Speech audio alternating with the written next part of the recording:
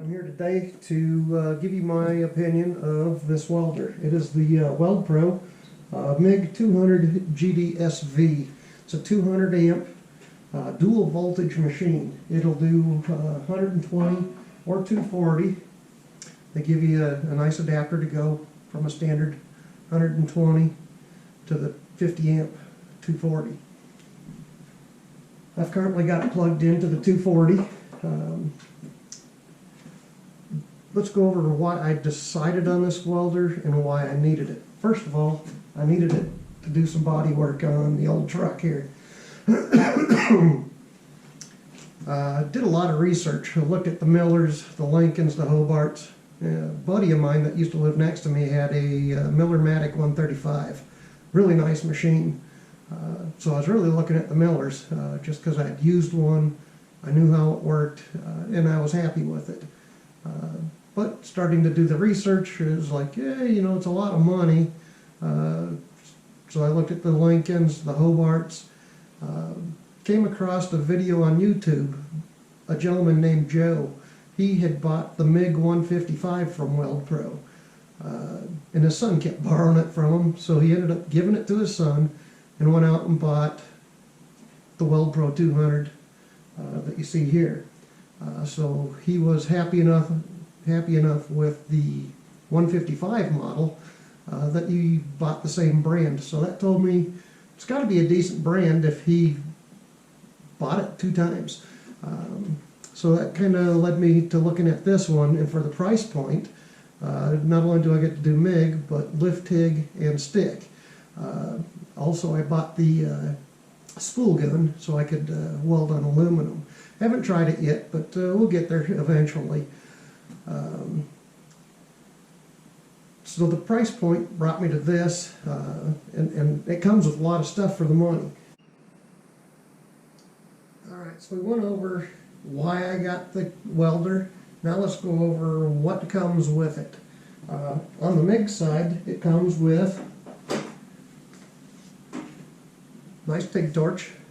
No complaints. I like the ergonomics of it. Seems to work real well. It's plenty long. Got the ground clamp. It's nice and stout. It's got copper in between. Makes a good connection. I haven't had any problems with the connection that it makes. It also comes with your electrode holder for stick welding, your TIG torch. It even comes with your collets and your tungsten, so you can get going right away. I also bought the spool gun for welding aluminum. Haven't done any yet, but you know, that's the reason I got this welder, so I could do different things. So someday I'll get to using that. The cart I got over at Harbor Freight, 30 bucks, nice little cart. I also had to buy the gas. I got the C25 gas for it. The gauge and flow meter came with the welder, so you don't have to get it. The only thing I had to get was the tank and the wire.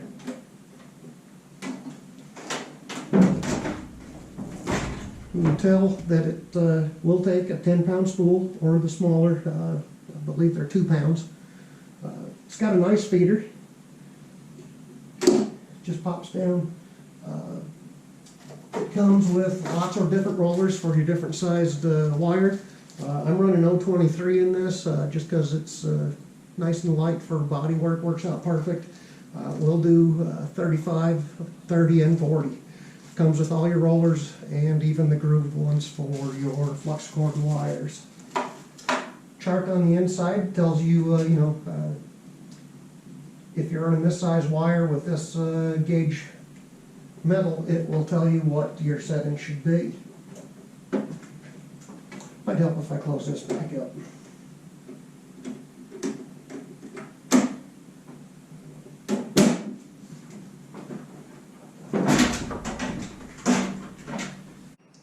I'm going to show you the settings in MIG. When you're in MIG, this is a synergic welder. So you've got your voltage, and your wire speed. When you're in your voltage, you've got a slight adjustment. Your wire speed, like in this one, I can go from 351 all the way up to 362 for my wire speed running the same voltage. If you need more voltage at that wire speed, maybe you need to fine tune for a different type of wire, or you don't like the synergic setting, you can fine tune that.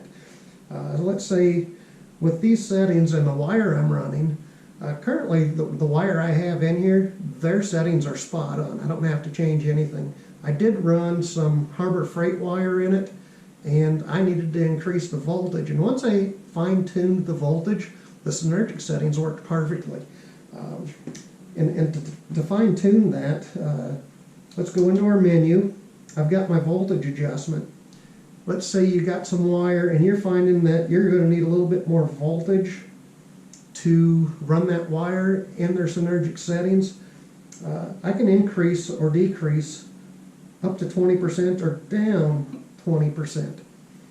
And let's say I've got some wire that I need to run that at 7% to run their synergic settings, and everything runs good. I can increase my volts by 7%, and now at that same setting, I was at 17.6 volts.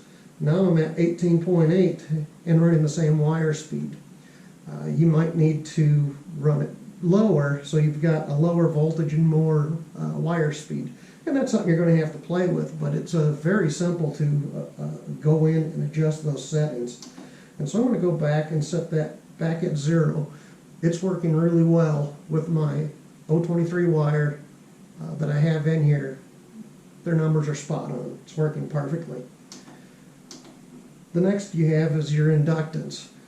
I've played with that, and I found with this wire, and for what I'm doing, and most of what I'm doing with the body work is quick little spot welds. You know, you're doing some stitching it together.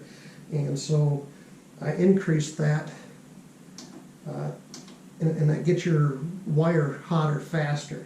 And that's what I need for what I'm doing.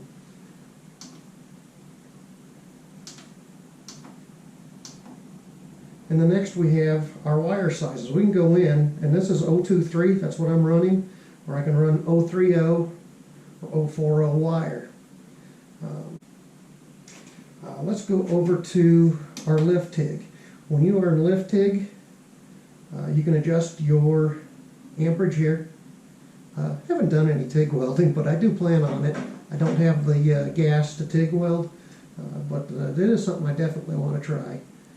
But yeah, you can adjust all the way up to 200 amps. That's another thing, since I'm dialing that knob here. If you notice, when I'm just spinning it, it's going down 1 volt at a time. But if I push it in and turn it, it's going down by 10. So it just makes it a lot quicker to go through your scope, other than sitting there having to do this. Just push it in, run it right up.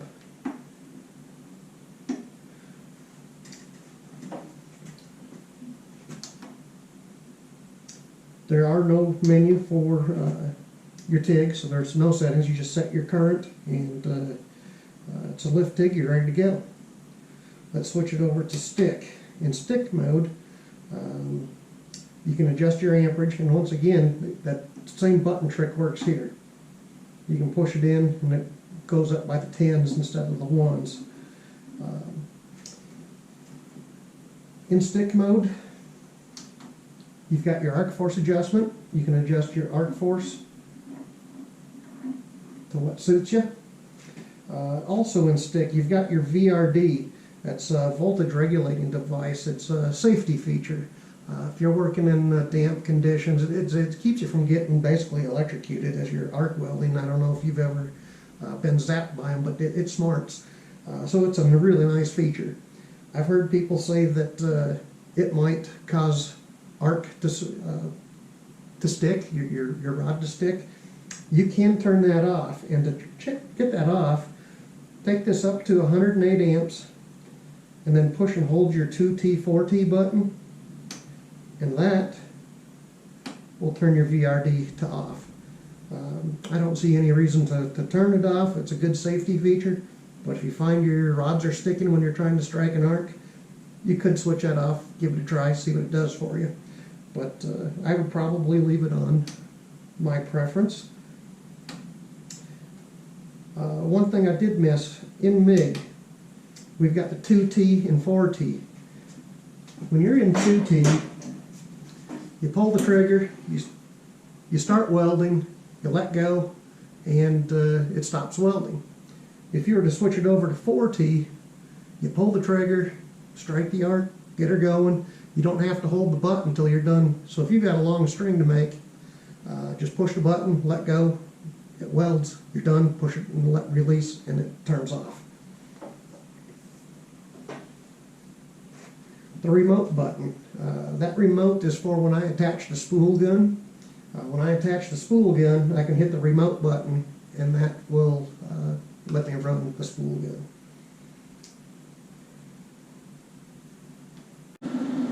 Alright, now that we've gone over some of the features, I'm going to actually weld a little bit on 16 gauge sheet metal. Inside the door, there's a nice chart. And in the chart, it tells me if I'm running 023 wire, 16 gauge, and there is no 16 gauge listed here. It's got 17 and 14. My 17 gauge is telling me to run 17 volts, 394 on wire speed. I've got a 14 gauge that's telling me to run 18.5 volts and 551 on the wire speed. So I'm going to go somewhere in between. And so for 16 gauge, I've decided to go somewhere in between. So I'm running at 17.6 volts. I'm running this Energic right where it's at, and just letting it do its thing. And so I'm at 17.6, and I'm in MIG 2T, which means when I pull the trigger it starts, I let go, it stops. And you'll notice that when I'm welding, the voltage is going to stay at 17.6, but my wire speed here, it's going to change from speed to how many amps it's pulling. So let's go ahead and run a little bead and see what we've got.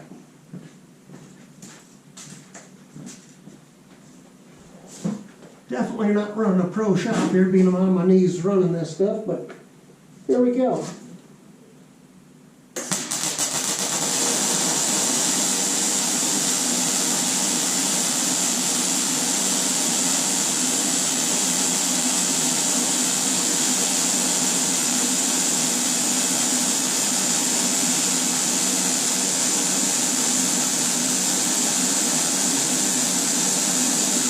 Sounds like bacon.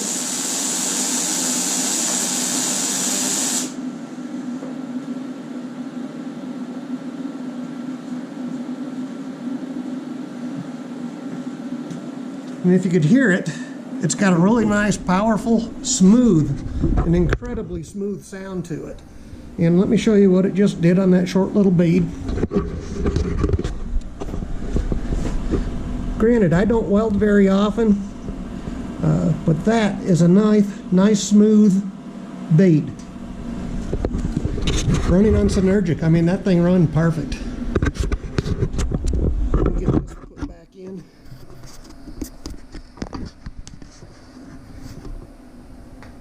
And also, as I was welding, like I said, if you kept an eye on this, our voltage stayed the same. My wire speed changed over to amps. You can see my amperage moving around as the welder decided how much it needed to keep that arc nice and strong and going smoothly. And it did a really nice job. Alright, we've already done a little bit of MIG, and boy, that thing really works nice. Now I'm going to do a little bit of stick. Now keep in mind, I haven't run a stick bead in 30 years. So let's see how it goes. To switch over to stick welding, we've got our electrode, and we are going to set it up as electrode positive. So it's real simple. You just unplug that, and your new one for your electrode just pops in. I stopped by Lowe's today. Didn't know what I was going to get. So I got some 6011 and some 7018. And if you can tell, this is really thin stuff. So not quite what I needed. I should have gotten the next size up because this is pretty thin. So basically, we connected our electrode into our positive. I'm now going to switch it over to stick welding. Being this is a pretty thin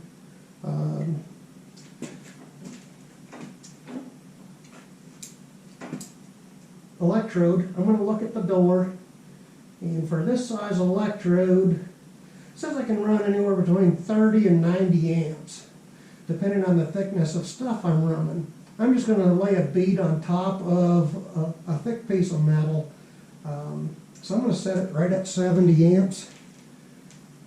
At 75, let's turn it down to 70 and just see what it does there.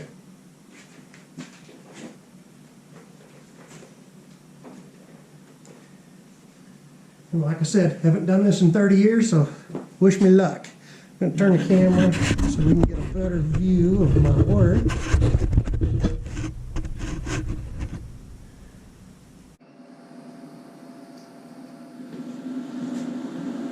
Alright, so what I've got here is a pretty thick piece of steel.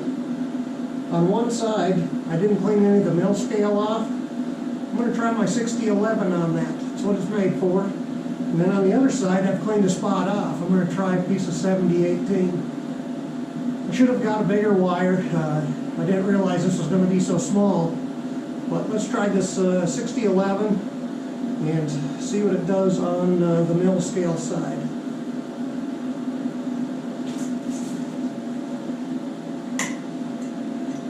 Keep in mind, I haven't struck an arc in 30 years, so this might get ugly.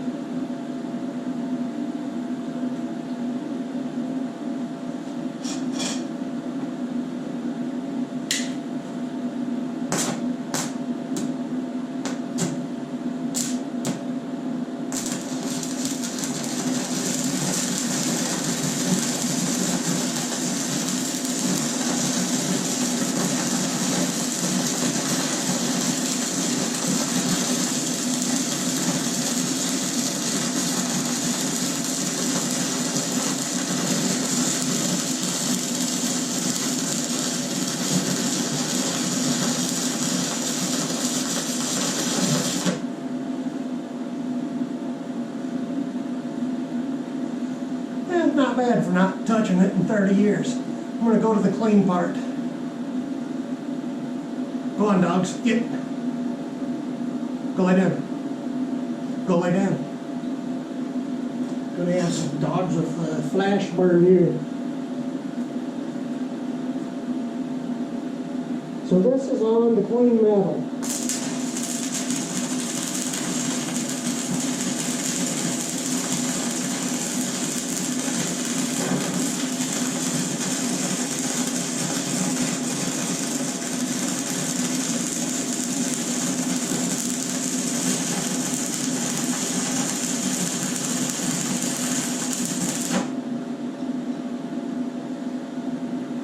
That one pretty good.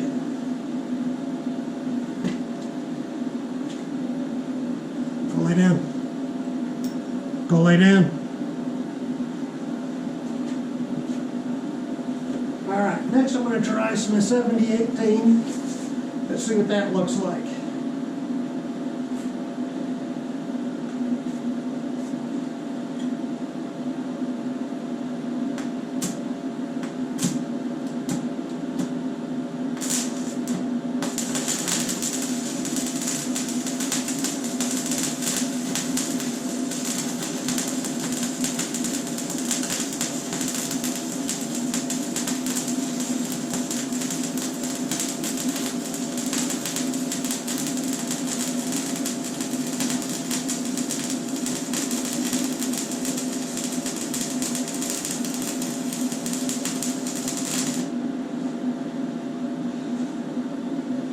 Holds a nice speed. I could probably use some more amperage on it.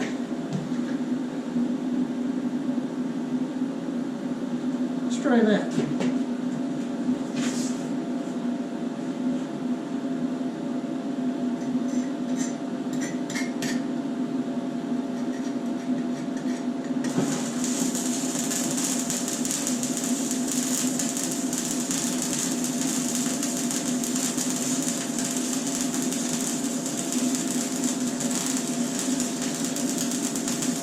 lot better.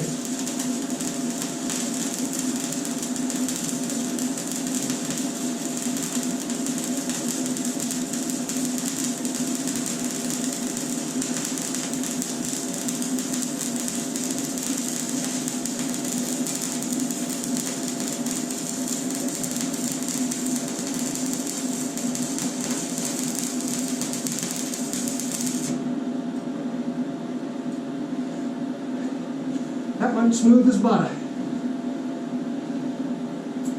All right. Let's put this back up. So yeah, my opinion. This is a great welder. I expect it to last a long time, and from what I've seen, it's very well built. The arc, you couldn't ask for better, and I do highly recommend it. Thanks, guys. Talk to you soon.